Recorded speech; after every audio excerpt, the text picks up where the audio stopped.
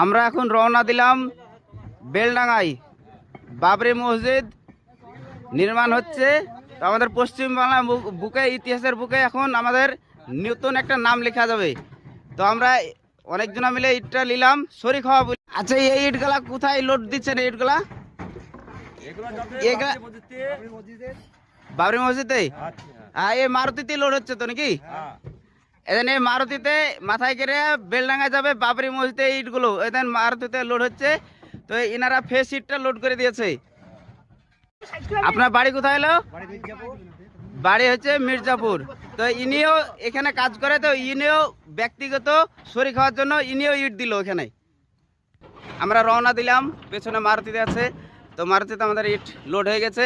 আপনারা যে যা পারবেন আপনারা শরীক হবেন ওখানে, যে কোনো লজ্জার বিষয় না, আপনারা যেটা দিবেন সেটা দিয়ে শরীক হওয়া যাবে ইনশাল্লাহ। হুমায়ুন কবির, আপনি এগিয়ে যান, আপনার সঙ্গে আছি আমরা।